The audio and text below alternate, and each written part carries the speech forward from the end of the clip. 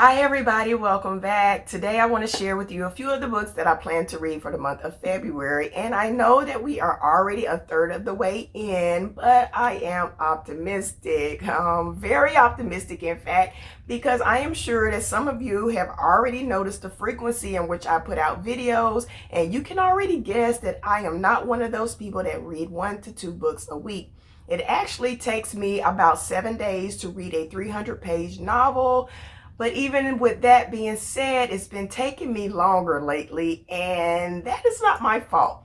The fault lies within the author because they are not writing books that I want to read. In fact, there are times when I don't want to finish the book at all. And I know that I could probably pick up another book while I'm struggling with another, but I'm one of those people that like to immerse myself in one story at a time. And that way, when I'm giving you guys a book review, I'm not jumbling up facts from one story with another. The 3 books that I have chosen to read for the month of February were actually published in January of this year. So if you're looking for something new to read, maybe one of these books will inspire you. First up, we have Locust Lane by author Stephen Amadon. And supposedly, if you are a fan of Mystic River or Little Fires Everywhere, then you would be a fan of this book as well. So Locust Lane is centered around the death of a woman by the name of Eden Perry. And Eden's body is found in one of the nicer neighborhoods of Emerson, Massachusetts. And I'm not really sure what that has to do with the story, but I guess I'll find out when I read it. So as the authorities begin their investigation into Eden's death, they begin with the 3 teenagers that she was partying with the night of her death. First, we have Hannah. Hannah's the sweet girl with an unstable history. And then we have Jack. Jack's the popular kid with a mean streak. And then we have Christopher, the outsider, who's just wanting to fit in.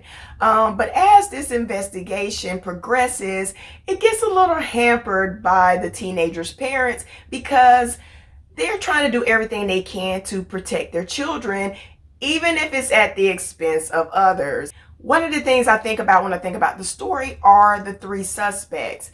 I'm trying to figure out which one of these teenagers was involved in Eden's death. But then again, maybe none of them are involved, or maybe all 3 of them were working together. But first, I think about Hannah. I think about Hannah, and Hannah's the sweet girl with the unstable history, so it's probably not Hannah, right? And then we have Jack, the popular kid with the mean streak. And we've all read these stories or seen these movies where the popular kid who with the mean streak, and one day he just hauls off and does something stupid and someone ends up dead. And then we have Christopher, the outsider that's trying to fit in. And maybe Christopher had an unrequited love for Eden, and maybe that night he told her about it, and maybe she laughed at him and pushed him away, and that set something off and he snapped and killed her. But I guess in order to find out, I'm going to have to read the book. Next up, we have Exiles by author Jane Harper. But before I tell you about this book, I want to read you the blurb on the inside of the jacket. A lot of times when we have the blurbs inside, it's just a synopsis of what's going on in the story and, you know, a few details to give us a little background information to help us determine whether or not we want to read the book. However, the author was a little bit creative when it came to this blurb, and I wanted to read it to you and see what you think. First up, let me get my glasses on because I can't read anything without them. At a busy festival site on a warm spring night, a baby lies alone in her stroller, her mother vanishing into the crowd. A year later, Kim Gillespie's absence casts a long shadow as her friends and loved ones gather deep in the heart of southern Australian wine country to welcome a new addition to the family. Joining the celebration is a federal investigator, Aaron Falk. But as he soaks up life in the lush valley, he begins to suspect this tight-knit group may be more fractured than it seems. Between Falk's closest friends, a missing mother, and a woman he's drawn to, dark questions linger as long ago truths begin to emerge. We see what we expect to see. So what do you think? Creative, or is it just me? It's probably just me, right? Anyways, moving on. In Exiles, we meet federal investigator Aaron Falk, and Aaron has just arrived in a small town in southern Australian wine country, and he's there to witness the christening of an old friend's baby. However, this is also the anniversary weekend of the disappearance of a woman by the name of Kim Gillespie. A year ago, Kim was attending a festival where she disappeared into the crowd, leaving her infant daughter tucked away inside of her stroller.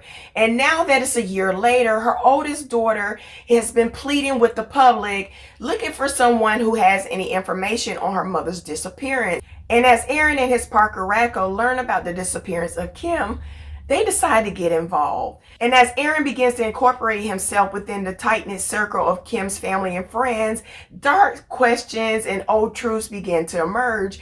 And one of those questions is, why would a mother abandon her child? And the other question, what happened to Kim? One of the things I'm starting to notice here is a theme. We have a mystery that occurs in a small town, but unlike Locust Lane, Exiles, we don't have any suspects. So I'm curious to find out what did happen to Kim. As a mother, I question, why was she abandoning her child in the middle of a festival with a group of strangers? So it's going to be kind of curious to find out what happens in this book. Next up, we have The Villa by author Rachel Hawkins, and this too is a mystery, but instead of occurring in a small town, it takes place in Italy. So imagine taking off with your best friend to Italy, only to find yourself immersed in a mystery. Well, that's exactly what happens to Emily as she and her best friend Chess take off to a girls' trip to Italy, where they stay in a holiday home by the name of Villa Estes. Uh-oh, tell me someone else did not name their home. We already know that this is not going to end well. While staying in Italy, Emily begins to do a little research on the villa, and she finds out that it was built in 1974, but at that time it was called Villa Rosato. Well, during the summer of 1974, a famous rocker by the name of Noel Gordon, he rents out the villa and he invites a few of his friends. One of those friends is an up-and-coming rocker by the name of Pierce Sheldon, and Pierce brings along his girlfriend Mari, and Mari brings along her stepsister Laura. It just so happens that the summer at the villa inspires creativity among the group, and Mari ends up writing one of the greatest horror novels of all time. Laura composes a platinum album, and Pierce ends up dead. So as Emily begins to do more research on the summer of 1974, she begins to think that maybe Pierce's death was not attributed to a summer of sex, drugs, and rock and roll, and that something sinister may have occurred that summer.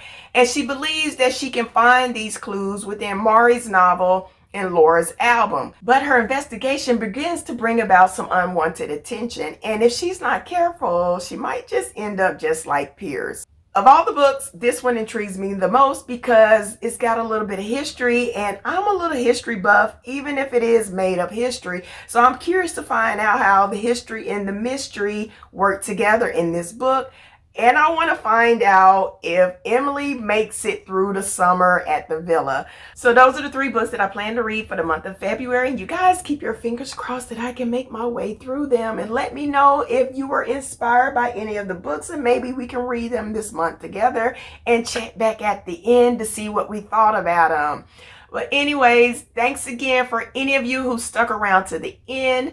And until next time, you guys take care, stay safe, and try to do something nice for a stranger so we can all do our part to make this world a better place.